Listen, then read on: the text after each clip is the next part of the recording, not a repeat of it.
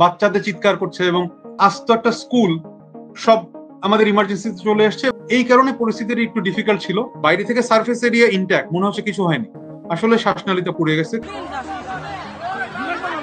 Milestone school and কলেজের একটি ভবনে বিমান বিধ্বস্তের ঘটনায় দগ্ধ হয়েছে শিশুরা, এমনকি প্রাণ হারিয়েছে অনেকে।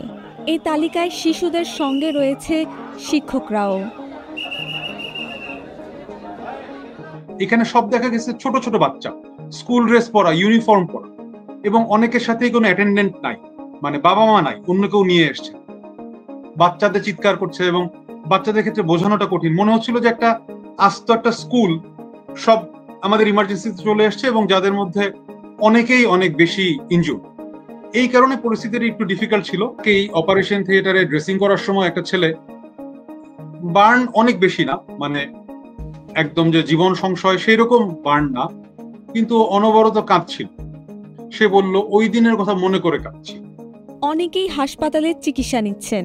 চিকিৎসকরা জানিয়েছেন তাদের কার শরীরে কত শতাংশ পুড়েছে। প্রশ্ন হলো, শরীরের কত শতাংশ পুড়লে প্রাণহানির আশঙ্কা তৈরি হয়? প্রথমে একটা অ্যাসেস করি, যেটা আপনারা সবসময় শুনছেন যে অমুকের 20% বার্ন, অমুকের 50%, অমুকের 70%। এটা হচ্ছে টোটাল বডি সারফেস এরিয়া। আমাদের বডির যতটুকু সারফেস এরিয়া তার কত শতাংশ অংশ পুড়ে গেছে। এটা দিয়েও সিভিয়ারিটি বোঝা যায়। 10% বার্ন আর 90% বার্ন নিশ্চয়ই পার্থক্য আছে। কারণ 10% বার্ন কিন্তু একেবারে প্রচন্ড ডিপ বার্ন, সেটা আবার অন্যরকম একটা ব্যাপার। আবার অল্প পার্সেন্টেজ কিন্তু ক্রিটিক্যাল এরিয়া বার্ন, চোখ মুখ ফেসটা পুড়ে গেছে, হাত দুটো নষ্ট হয়ে গেছে। এই টাইপের যে ফাংশনাল ডিসেবিলিটির যে চান্স যেসব জায়গায়, সেইগুলো আর একটা ইম্পর্টেন্ট জিনিস। আমরা প্রায় দেখি যে ইনহেলেশনাল বার্ন, বাইরে থেকে সারফেস এরিয়া ইনট্যাক্ট, মনে হচ্ছে কিছু হয়নি, আসলে শ্বাসনালীতে পুড়ে গেছে। কারণ ওই রকম একটা কন্ডিশন ছিল, ক্লোজড একটা জায়গায় ছিল, ভেতরে ধোঁয়া বা আগুন ছিল। এখন এই অ্যাসেসমেন্টটা তো আসলে অন সাইট বা নন ডক্টরদের জন্য করা একটু ডিফিকাল্ট। এই জন্য আমরা বলি যে আপনারা পানি দেন, তারপর পেশেন্টটাকে যত দ্রুত সম্ভব কাছাকাছি হসপিটালে নিয়ে আসেন।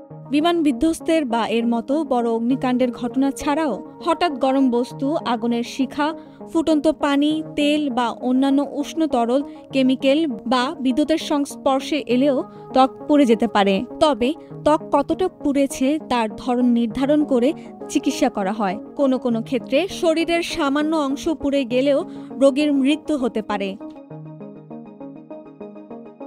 কোনো ব্যক্তি দগ্ধ হলে এর প্রভাব কেমন হয়, এবার সে সম্পর্কে জানা যাক। বাইরের যে এইগুলো বললাম, চামড়া নষ্ট হয়ে গেছে, হাড়ে সমস্যা হয়েছে, এগুলো একটা জিনিস।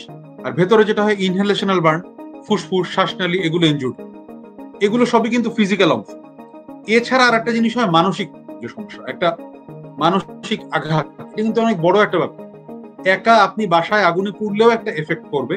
আর এরকম যদি হয় একটা জায়গায় আমার বন্ধু বান্ধব পরিচিত লোকজন আমার চোখের সামনে মরে গেল, আমি বেঁচে আছি, আমি বেঁচে থাকবো কিনা সেটাও নিশ্চিত না, তখন যে মানসিক আঘাত, এটা অনেক বড় ব্যাপার। আমাদের দেশে আমরা এই মেন্টাল ট্রমাটাকে আসলে অতটুকু গুরুত্ব, যতটুকু এই গুরুত্ব তার পাওয়া উচিত, ততটুকু এখনো পর্যন্ত আসলে দিতে অভ্যস্ত নই বা দিতে পারছি না বিভিন্ন কারণে। প্রথম পর্যায়ের পোড়া বা ফার্স্ট ডিগ্রি বার্ন অল্প মাত্রার হয়। সেই ক্ষেত্রে ত্বক অল্প ফুলে যায়, লালচে ভাব দেখা দেয়, তবে তীব্র যন্ত্রণা হয়। এক সময় পোড়া ত্বক খুলে যাওয়ায় ক্ষতচিহ্ন পুরোপুরি দেখা যায় না, সেরে ওঠে। দ্বিতীয় মাত্রার পোড়া ছড়িয়ে যায় ত্বকের প্রথম স্তরে, তীব্র ব্যথা ও লালচে ভাব হয়, ত্বকের ওপর ফোস্কা পড়ে। এরপর সেই ফোস্কা ফেটে পানি বেরিয়ে যায়, তখন মোটা নরম অংশে কালচে আবরণের মতো দেখা যায়। তৃতীয় পর্যায়ে আগুনের পোড়া ক্ষত ত্বকের সব স্তরে পৌঁছে যায়, তখন নার্ভে ক্ষতি হয় ও সংবেদনশীলতা হারায়। ক্ষতস্থান দেখতে সাদা ও মোমের মতো দেখায়, বাদামিও দেখা যেতে পারে। রোগীর পোড়ার গভীরতা বেশি হলে দ্রুত অস্ত্রোপচারের প্রয়োজন হয়। পেশেন্ট যেটা করবেন, উনি যত দ্রুত সম্ভব, পেশেন্ট আসলে তখন পাজল, উনি যত দ্রুত সম্ভব হেল্প সিক করবেন।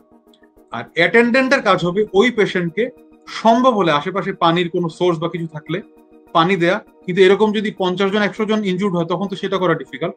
তখন অ্যাটেন্ডেন্টদের কাজ হবে খুব দ্রুত ওই পেশেন্টকে হাসপাতালে নিয়ে, যে কোনো নিকটস্থ হাসপাতালে কোনো একটা পরিষ্কার ভেজা কাপড় দিয়ে পেঁচিয়ে দিতে পারলে ভালো। কিন্তু অনেক বড় বার্ন হলে তো সেই রকম বড় একটা চাদর পানিতে ভিজায় পেঁচানো সব ক্ষেত্রে সম্ভব হয় না। সম্ভব না হলে হসপিটালে আসুক, হসপিটালে আসার পর ওই কাজগুলো করা।